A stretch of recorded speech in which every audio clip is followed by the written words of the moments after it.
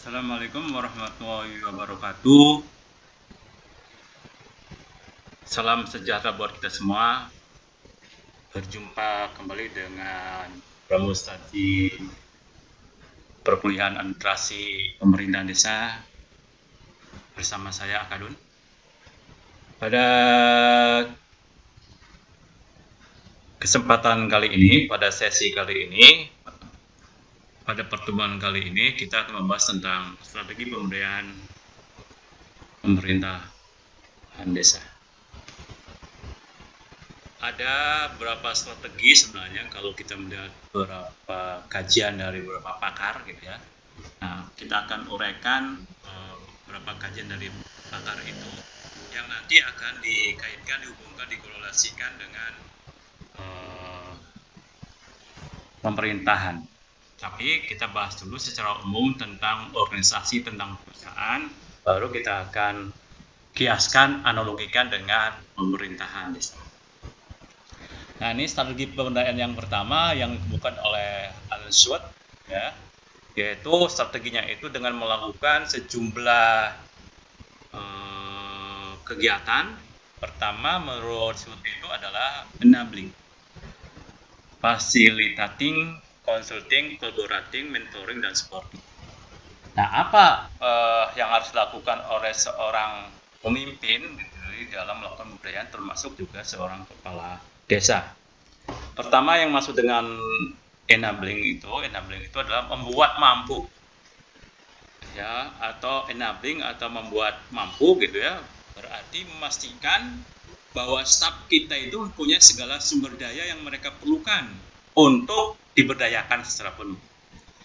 Nah, sumber daya itu dapat berupa waktu, personil, uang, sarana, prasarana yang diperlukan untuk mencapai tujuan yang telah disepakati. Termasuk juga sebenarnya adalah sumber daya itu adalah kewenangan, tanggung jawab, hak dan kewajiban gitu ya. Jadi bagaimana gitu memastikan bahwa mereka itu mempunyai kewenangan, mempunyai tanggung jawab, mengenai hak, mengenai kewajiban. Nah, memungkinkan staf kita itu melakukan pekerjaannya dengan baik sehingga diberdayakan. Termasuk juga kebutuhan kecukupan waktu, kecukupan orang yang membantu, yang berkolaborasi, yang bekerjasama dan yang mendukung dia untuk melakukan pekerjaannya itu supaya tugas pokok dan fungsinya berjalan baik. Demikian juga keuangannya, demikian sarana prasarana yang perlukan. Nah, kalau di desa tentu saja itu jangan sampai saya ketika meminta surat keterangan di desa gitu ya, yang terjadi itu katanya fotokopiannya habis, kertasnya habis. Jadi saya pernah disuruh minta mengkopi dulu itu, belangkonya itu dikopi sendiri saya gitu. Nah, itu kan jangan seperti itu. Saya siapkan itu sehingga mereka bisa mampu melaksanakannya dengan cepat, memberikan pelayanan yang cepat. Nah, kalau begitu kan tadi tidak cepat, masa pelanggannya sendiri suruh fotokopi belangkonya, kalau belangkonya tidak ada, itu soal belangko, apalagi soal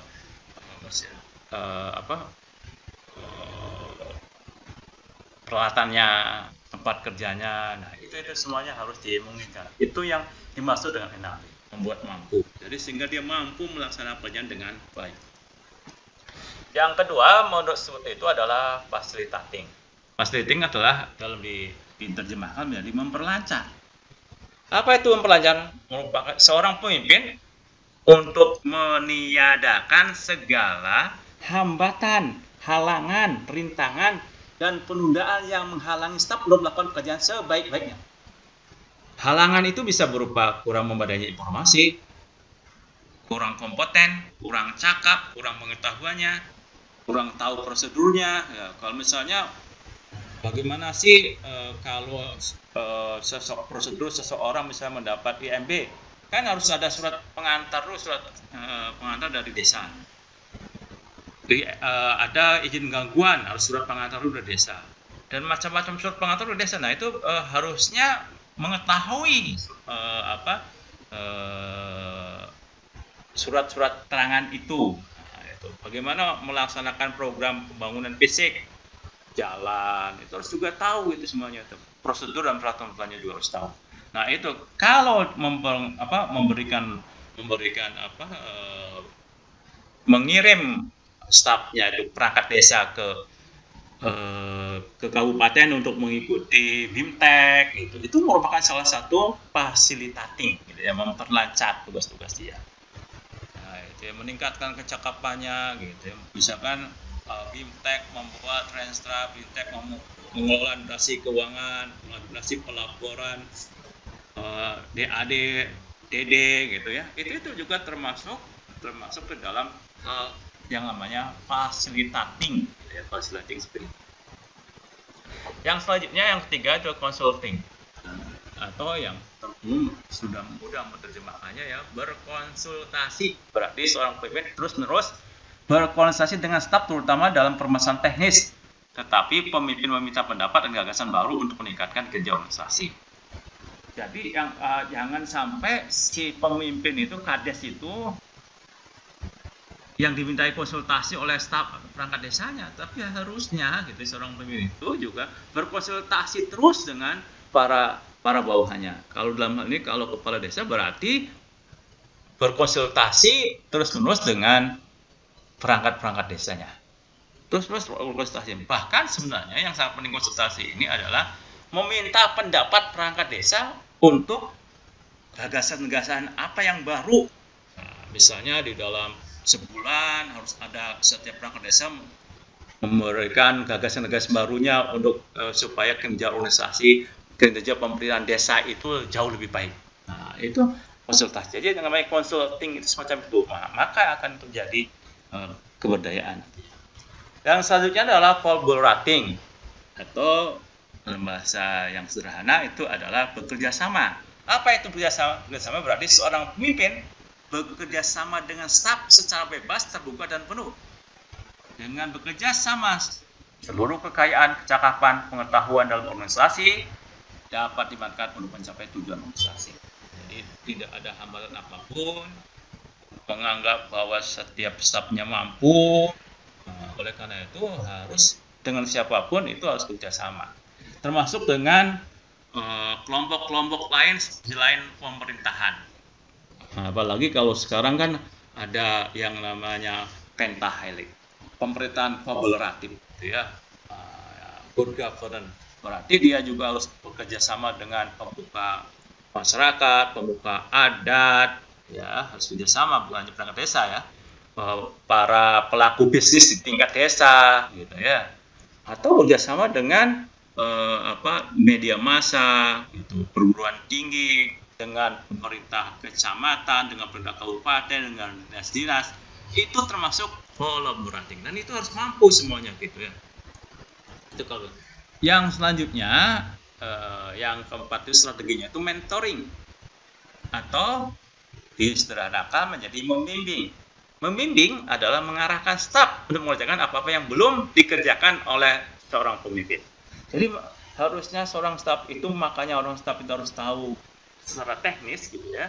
Nah, kenapa? Karena biasanya harus secara teknis itu mampu membimbing ini. Kalau secara teknis seorang pemimpin tidak tahu, maka tidak bisa membimbing perangkat desanya atau stafnya itu. Oleh karena itu, seorang pemimpin itu bagaimanapun harus tahu secara teknis. Jadi teknis membuat renstra, teknis mengadakan musrenbang, teknis membuat laporan keuangan, DAD, DD,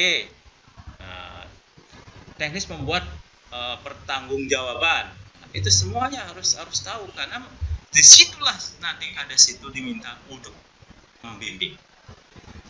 Kalau pertama seorang pemimpin menjadi orang paling sibuk merumuskan permasalahannya dan menemukan permasalahannya sendiri. Untuk memperluas lingkup pengaruh seorang pemimpin dengan bekerja lewat orang lain daripada berusaha mengerjakannya sendirian. Nah, ini sebenarnya ya yang sangat penting itu. Karena pimpinan itu yang definisi pengertian kepemimpinan adalah bekerja melalui orang lain. Ya, cara kemampuan seseorang mempengaruhi orang lain supaya dia bekerja. untuk mencapai tujuan organisasi. Nah, itu kan itu. Jadi harus menentukan orang, jangan mengerjakan sendiri gitu ya. Pemimpin lebih suka menularkan apa yang dia pelajari daripada berkutat menerapkan kecepatan dan pengetahuan yang dimilikinya. Tapi tetap harus mampu memberikan contoh. Jadi dia tahu secara teknisnya, tahu. Kalau dia tahu bagaimana memberikan bimbingannya, bagaimana memberikan training. Membimbing bertindak sebagai teladan dan pelatih bagi staf dan rekan-rekan kerja. Jadi tidak bisa dilepaskan begitu saja. Kamu cari sendiri, tidak bisa. Harus tahu teknisnya itu. Itu yang namanya mentoring. Lalu selanjutnya adalah strategi menurut itu adalah supporting. Nah, supporting itu dalam bahasa Indonesia adalah mendukung. Berarti seorang pemimpin itu memberikan dukungan yang tepat kepada staf dan membantu mereka untuk dapat mandiri. Jadi didukung tapi jangan terus didukung gitu ya. Kapan kira-kira kira-kira seseorang itu dilepas gitu ya. Jangan langsung menyingkirkan staf yang berbuat salah. Nah, ini jangan langsung menyingkirkan staf yang berbuat salah. Kalau ada yang berbuat salah wajar saja, maafkan. Tapi kalau terus-menerus ya kurang ajar namanya gitu ya. Ya nggak bisa. Ya itu mah perlu bukan diberdayakan, tapi mungkin dibinasakan. Ya begitu ya. Tapi harus cari tempat yang cocok untuk dia supaya bisa bekerja, jangan dibinasakan ya. Lalu pemimpin tidak mengharapkan dukungan dari staf, tetapi seorang pemimpin ada orang yang memberikan dukungan staf. Jadi kalau ada pemimpin itu, dukung saya, nah itu bukan pemimpin yang baik gitu ya. Tapi mendukung semua yang dilakukan oleh staf. Tuhan itulah yang dimaksud dengan pemimpin yang baik. Nah itu dari strategi Nah ada lagi ini strategi yang dilakukan oleh itu ya. Pertama katanya dia harus menghubungkan dengan visi. Jadi kalau mau memberdayakan staf itu ya dia harus punya visi dulu. Lalu apapun yang dilakukannya harus dikaitkan ke sana dalam rangka mencapai sana gitu. Memberikan fintech, pelatihan, sarana prasarana, program gitu ya, supaya mereka mampu ya harus hubungan dengan visi. Diarahkan dengan menggunakan contoh-contoh, makanya harus tadi sama diarahkan. Jadi kalau memberikan bimbingan arahan itu dengan contoh-contoh, jangan hanya komunikasi verbal saja gitu ya. Lalu selanjutnya berkomunikasi secara aktif. Nah, terus-menerus seorang pemimpin itu ya kemampuan berinteraksinya itu yang paling 70%-nya ya harus berinteraksi terus, jangan sama dia saja. Lalu yang keempat, meninjau struktur organisasi. Nah, bisa saja meninjau struktur atau mendesain struktur organisasi lagi gitu ya, kalau tidak cocok gitu ya. Lalu menguatkan kerja tim. Nah, ini yang sangat penting juga, bahwa pemberdayaan itu dengan menguatkan kerja tim, tidak perorang-orangan. Tidak bekerja secara individual, tapi bagaimana kita membuat skenario apapun yang dikerjakan gitu di organisasi itu, di desa itu dikerjakan oleh seluruh perangkat desa dan oleh seluruh warganya. Nah, gimana ya itu? Tapi yang efektif tapi tentu saja ya. Atau bukan setiap kegiatan seluruh kerja semua, tapi harus dibagi-bagilah gitu ya. Misalnya kalau untuk pembangunan jalan oleh tim ini, ya, untuk pembangunan jembatan oleh tim ini, untuk penyuluhan, pendataan penduduk oleh tim ini. Jadi semuanya kerja gitu ya, ada gitu ya. Bukan semua orang harus masuk terus kan gitu. Nah, nanti susah juga kalau begitu. Tapi ada pembagian yang jelas jadi begitu. Tapi semua kegiatan di desa itu harusnya dilakukan oleh kerja tim. Selanjutnya mendorong pengembangan pribadi. Nah, ini perlu pengembangan pribadi. Jadi tadi ya ada di kesempatan untuk melakukan diklat, fintech, melanjutkan pendidikan, ya, atau membuka perpustakaan, gitu ya, membuka ruang konsultasi, ya itu ada ruang-ruang untuk pengembangan pribadi. Gitu ya. Lalu yang ketujuh, menjadikan jasa pelayanan kepada pelanggan sebagai fokus. Nah ini yang sangat penting juga.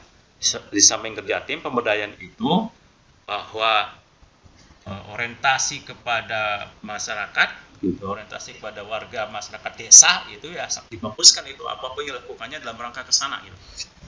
Lalu juga yang ke-8 itu mengukur perkembangan yang terjadi dan mengenali serta menghargai keberhasilan. Jadi kalau siapapun yang telah berhasil, ya taruhlah mungkin dengan sederhana misalkan memberikan award dengan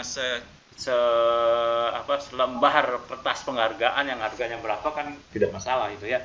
Kasih aja gitu ya. Misalkan memberikan penghargaan untuk pengembangan program ini ke si A gitu ya, penghargaan. Mungkin penghargaannya setiap tahun sehingga orang akan atau tiap bulan gitu atau tiap 3 bulan sekali itu tapi yang mungkin yang lebih cocok ya setiap tahun gitu ya. Harus ada gitu ya.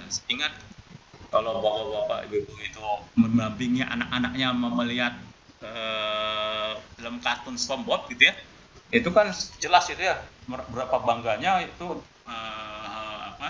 si SpongeBob itu mendapatkan penghargaan walaupun berupa tanda saja gitu bahwa siapa yang paling berjasa, itu juga merupakan suatu kebanggaan. Ya, perlu juga diukur itu ya. Perlu juga di perkembangan yang tadi itu dikenali, menghargai keberhasilan terhadap itu. Nah, itu menurut metode. Lalu juga ada lagi ini model employer motivation Conger and Kanungo ini. Yang pertama ini katanya harus identifying factor inhibiting self efficacy. Yang kedua, counter them with program to guarantee self efficacy. Jadi, yang ketiga, generate program that fit positive result but to employees. Yang ketiga, then failing of self efficacy among employer and then motivation among employer. Jadi pertama kali kira-kira itu yang berkaitan mengidentifikasi apa sih faktor-faktor yang membuat orang itu menjadi mandiri ya. Jadi memiliki kemandirian. Apa kira-kira yang bisa memiliki kemandirian itu ya di desa itu ya. Perangkat desanya mulai dari kasih, kaur sampai kadus gitu ya. Itu harus seperti apa di faktor untuk mereka itu supaya mandiri gitu ya. Jangan disuapi terus gitu. Lalu juga mengkanter program-program untuk menggaransi, memberikan jaminan lah gitu ya, memberikan jaminan membuat program-program itu supaya mereka bisa mandiri.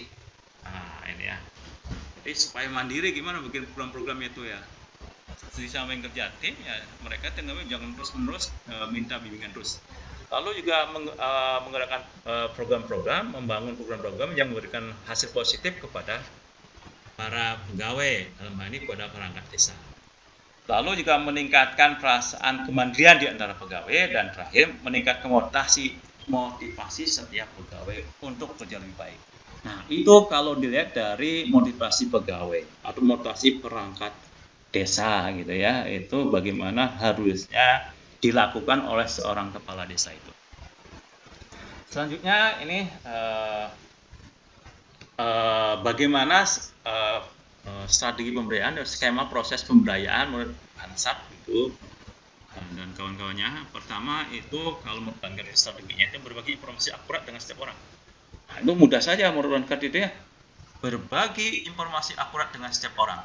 Apapun informasi yang datang dari luar gitu ya, disebarkan ke perangkat desa, ke masyarakat desa, supaya orang tahu, melek semua gitu ya, semua orang sadar semua. Nah, itu.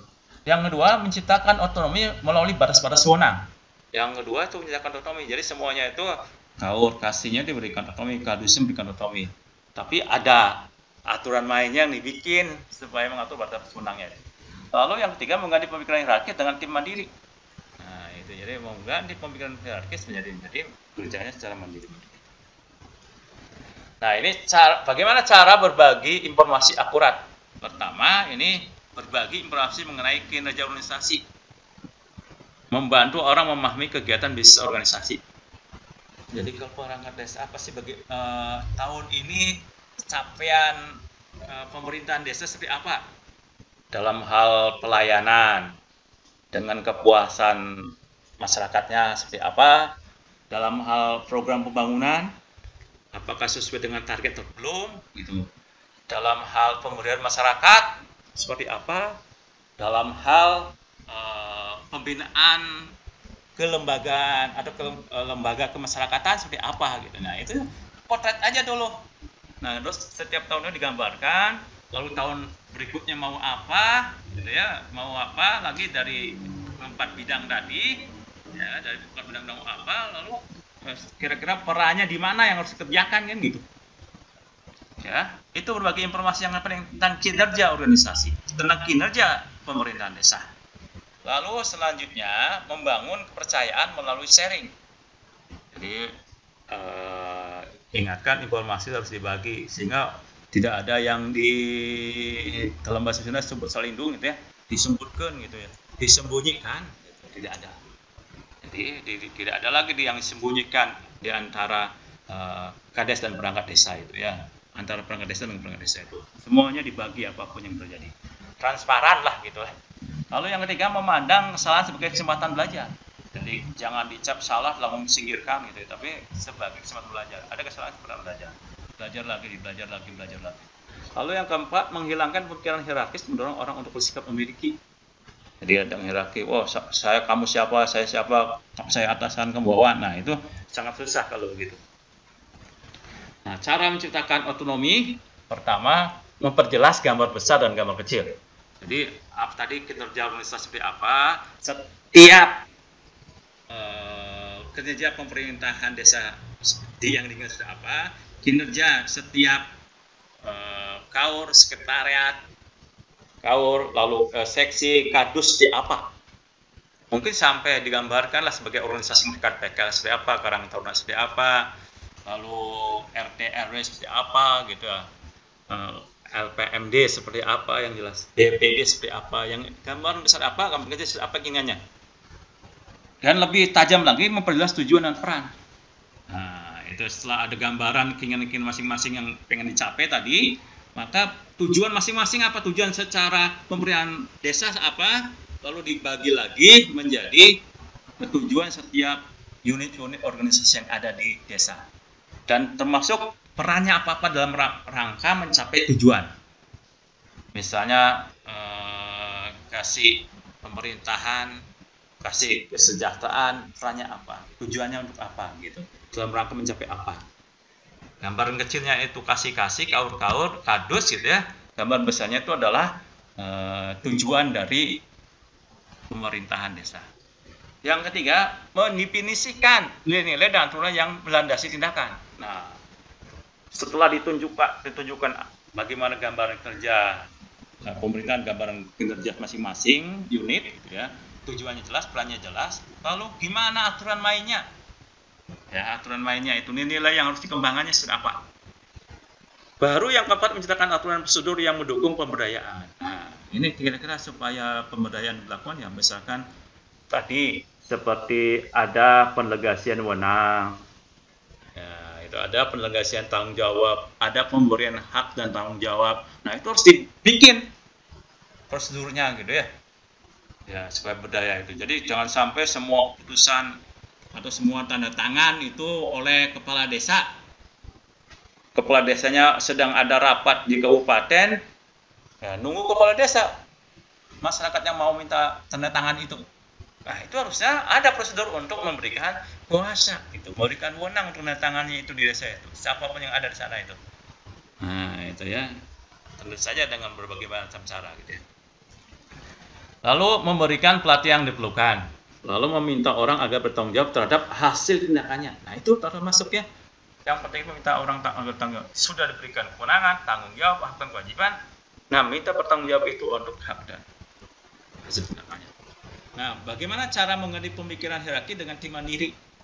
Pertama, memberikan pengarahan dan pelatihan keterampilan bagi tim yang akan diberdayakan. Jadi kalau sudah dibentuk tim, maka tim-tim ini harus bagaimana cara bekerjanya itu dilatih. Yang kedua, memberi dorongan dan semangat kerja untuk berubah. Nah, disuntikan kepada mereka cara kerja baru yang sekarang sudah lama. Yang selanjutnya, memanfaatkan diversitas sebagai suatu aset tim. Jadi jangan lupa bahwa setiap bisa saja dalam tim-tim itu berbeda pendapat, berbeda posisi, berbeda konsepsi gitu ya. Tapi harus ditemukan. Tapi itu bagus, ya, walaupun agak lama.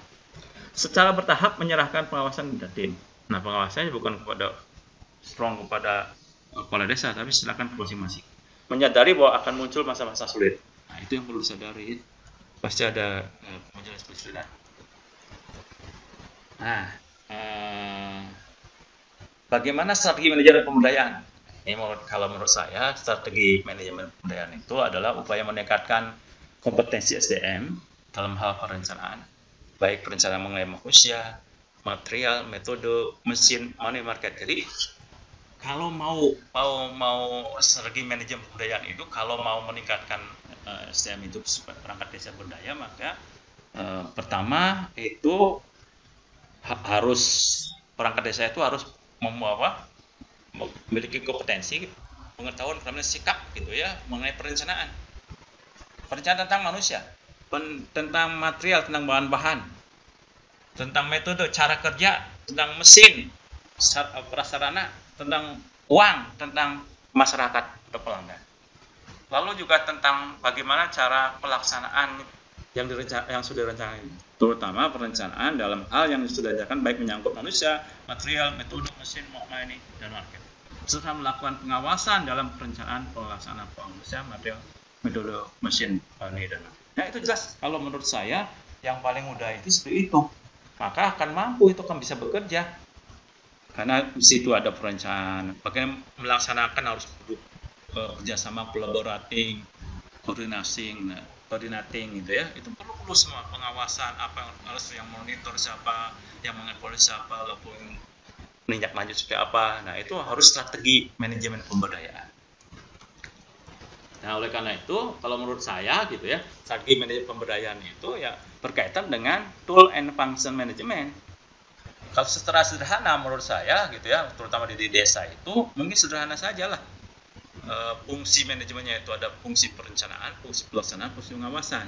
Perencanaan mengapa? Pengerjaan halaman manusia, mengenai material, bahan-bahan yang penting, metode, cara kerja, mesin, sarana dan prasarana. Lalu money, tentang keuangan, dengan bagaimana merencanakan masyarakat yang mau kita jadi sasaran pembangunan, sasaran pelayanan, sasaran pemberdayaan, sasaran pembinaan. Nah, itu harusnya ke sana. Lalu bagaimana sudah rencana dilaksanakan mengenai manusianya sampai kepada masyarakatnya. Lalu bagaimana mengawasi jalannya pelaksanaan dan perencanaan itu. Nah, itu sebenarnya strategi pemberdayaan menurut saya. Saya kira itu yang bisa saya sampaikan ya mengenai strategi yang sangat penting kalau kita mau melakukan pemberdayaan. Sekali lagi, terima kasih atas perhatiannya. Assalamualaikum warahmatullahi wabarakatuh. Salam sejahtera buat kita semua.